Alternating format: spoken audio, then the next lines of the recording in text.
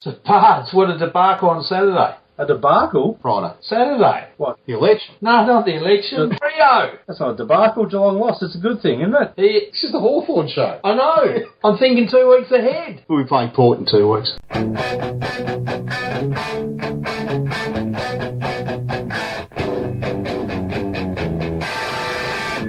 Let's rock! Well, while we think about that, we'll be back to contemplate our future. Scores from last week, Bards. Okay, mate, we had Hawthorn 15-15, 105, defeating Sydney 7-9, 51. Goal kickers, and there were plenty of them. They are a plenty, and it's Gunston with 3, Hale 2, Roughhead 2, and singles to Hill, Banger, Lake, Bailey, Shields, Puopolo, Anderson, and Bruce. And it was great to see number 19 being the lead goal kicker again. Yeah, chipped in with a late one there to take the lead. Bloody hell. Better answer the phone, Bart. Someone else will get it, but I'll take it off. This is like the cinema, fella.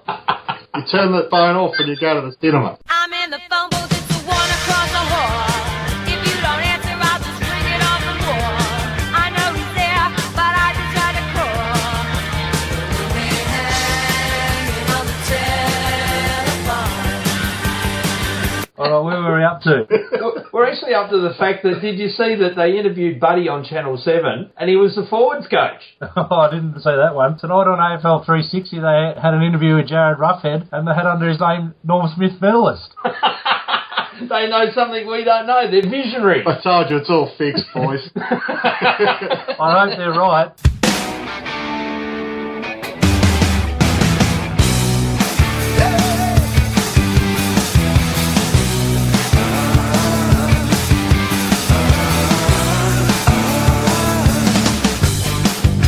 Well, talking of voting, what about your votes? All right, mate, this was a very hard thing to do, so I've mixed it up a little bit. There'll probably be a long list of apologies, but I've given 5 to Danielle's favourite player, Brent Guerra. Thought he had a ripper game, used the ball really well, showed us why he's back in the team and couldn't fold his game. 4 to Hodge, what more needs to be said? Final stand up, set it up for us. 3 to Sewell, who's just born to play finals. 2 to David Hale for his best game for the club. And I've given 1 to Brian Lake, and he probably could have had 5 for his job of shutting down Tippett. And blokes like Mitchell, Whitecross, Gunston, Roughhead, all very stiff, but can't fit them all in. Can I ask you a question, mate? Guerra. Yes. People talk about Suckling and a number of other guys as being great kicks. I think Brent Guerra is the best kick of a football I've ever seen. And some of that kicking on Friday night was just remarkable. He was very good Friday night, and he's kicking out from full back. The ability to just weight the ball into the right spot. We really missed that in the finals last year. And I'll put my hand up and say I was one that thought maybe he's not in our best side coming towards the end of the year, but I think they just managed him beautifully. He's missed a lot of games, and I think it's just all about load for him, and got him right at the right time. 27 disposals at 89%. Can't really fault that, can you? He's not, if this makes sense, and it may not, he's not in our best 6 players, but I think he's almost in our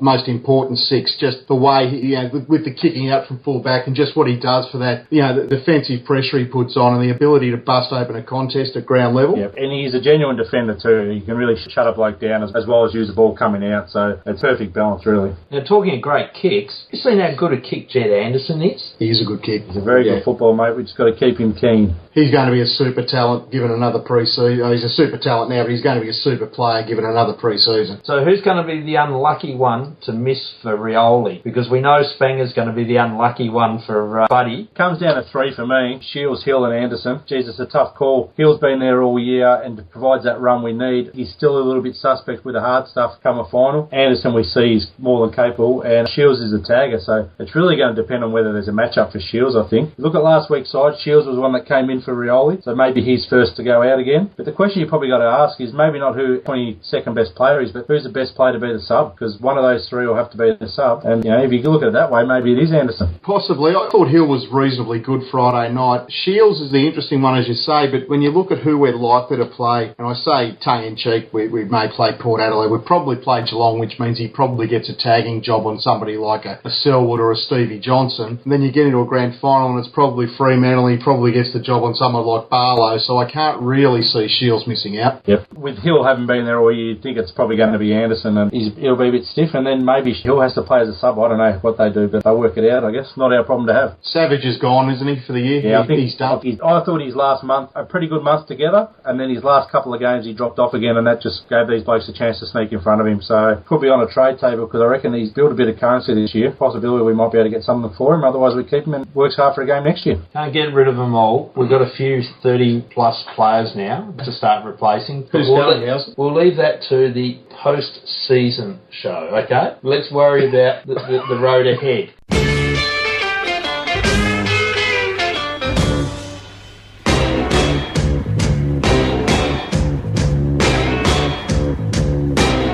And what about the other results? Let's have a look at them, because it's now time to start analysing the other teams and what's going to happen, especially on our side of the draw. So on our side of the draw now, unfortunately, as a result of the Geelong-Freo game, is Geelong with the loss. What do we think of that game? I think Freo's through. I think Fremantle are a very good team. I can't see Fremantle missing the grand final now. Playing Sydney or Carlton at home. I think Sydney sort of showed last week. Injuries have caught up with them, and with the extra travel, I can't see them beating Freo over there. And Carlton are lucky to be where they are. We know that. So look, I think Freo's through, and it'll be up to us to see if we can get past Geelong or Port Adelaide to take them on.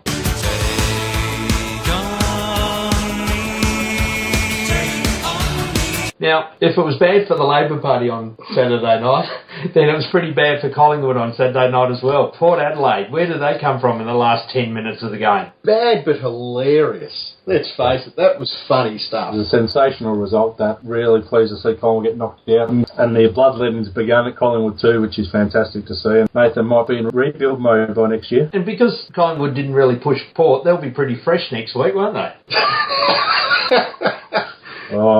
Possibly. I think prick Max will play one of his great captain's games, and he sure does best, and carry on like a pork chop for 2 hours. I can only but hope.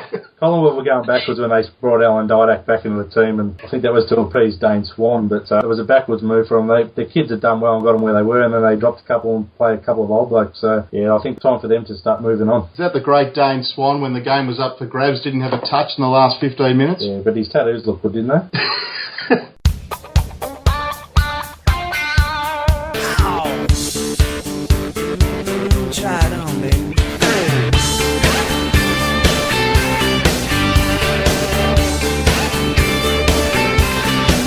Now let's talk about Sunday, and I'm going to ask you a question. I've already asked this question of Adam, so Bards, let's see whether you know the answer. Who was the last coach to get Carlton into the final? James Hird. Yeah, you delivered that well, didn't you? Bards works in the pub. Hears these jokes before anyway. But have you heard the other one, Bards? You know actually how the final system works and the ladder? You know that the team that beats you, you replace them on the ladder. So with Richmond, they were beaten by Carlton. So, yet again, they're finished ninth. That's a nice theory, but you're wrong. Well, we're going with it on this show. Well, you just got to go with the simple fact that Richmond couldn't get past ninth again. All right, well, we don't care about that side of the draw at the moment because we think Freo are the team that are going to be in the grand final up that side, so who cares? Agreed. Another one bites the dust. Another one bites the dust.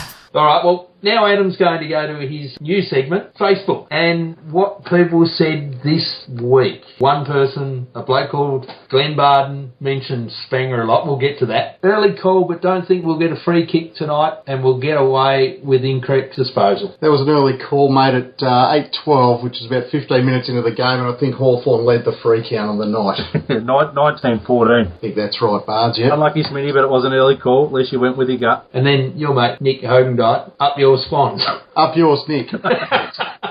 Nick said that all the way from Paul, though. Yeah, he sort of goes via the Cape. I think he watches these games on delay. Then Aaron, yay, awesome win. We can't complain about that. And then this bloke Barden, Glenn Barden. He doesn't know what he's talking about, that guy. I don't always get a game, but when I do, we win. This is true about Matt Spanger. Undefeated. Yeah, undefeated with Spanger in the side. Interesting. Anyway, comment from a co-host. Here we go again. Another close one against Sydney. Buddy would have been handy at this stage. That was made at half-time, so fair enough call at the time that the scores were locked at that stage. And then Scott Gull Spence clearly got on the piss the next morning when he celebrated Buddy Who. Probably Don't say that about the goal. Honky Tonk. Honky Tonky Hawkers. I'm going to have to cut that out. That's a good mate of mine. Yeah, no, I'm sure he is. I'm sure you've shared many a drink together. Well, the next one was gold. This bloke, this Barden, serial pest on our side, needed some goals in the third quarter last night. Was our usual suspects. Rough, Bud, Rioli, Gunston. No, it was Lake, Bailey, Shields, and Hale. Then Poppy. Love the versatility. Here we go. Well, Bud and Rioli weren't playing for a start. Can't really argue with your Bards as much as I'd like to. The 4 goals were very important, and they were from 4 unlikely sources. Well, Hale, maybe not so unlikely, the other 3. I must admit, I did love Brian Lake pushing so far up the ground that he ended up in the forward pocket and led like a full forward to take that mark and kick that goal with his mate Mr. Tippett struggling for breath behind him. I think Clarkson was asked about that after the game, and he pleaded the fifth. He knew nothing about what Lake was doing, so good thing he got away with it, otherwise he would have copped a bake, I reckon. Last time Clarko knew nothing about a bloke going forward, his name was Stewie Dew, and we know what happened. Then Cyril Pest Barden comes back again and has a picture of Maddie Spanger. Do you actually run a pub, Bards, or just spend your life on Facebook? Yeah, a bit of both. A little column A, a little column B. And Gull, I like the compliment there about another cult figure like Howes. Obviously remembers the preliminary final. I told you, that Leave the Gull alone, he's a bigger man than you. unlikely, but... And then Cyril Pest is back again with another picture of Spanger. Where do you find these, Bart? I create them, Graham. Bards, I've just about had enough of this, mate. I really have. Have you got admin? Spanger, I did read a description that said he was a big-hearted but limited footballer, and I think that sums it up. If everyone tried as hard as him, we'd win the flag easy. Oh, well, that was easy waiting. Everything's easy now. So it's been a long time in the making, but do we have a blast, Bart? I do, mate. Working away Sunday night, and I was listening to SEN. A bloke's rung up, Finey, I think it was, and a Richmond supporter, and he's having a go at the AFL and at his own club, Richmond, for being soft and allowing Carlton to play in the finals. He said that they shouldn't have been allowed in the finals, they didn't qualify, and that he thought that Richmond should have been given a bye in the first week of the finals because Essendon weren't there, and they should have just got straight through. And this bloke, he's kidding himself. Number one, if Essendon get a bye, Collingwood would have been due to play him. So Richmond have ended up playing someone worse in the finals who didn't qualify, and they still couldn't beat them, and he wants to blame the system. Nah, Richmond supporters, you should be happy to make a final, but now you didn't win it. Give it up. Tell him to go and watch the Hitler video. Yeah, that was some quality stuff there.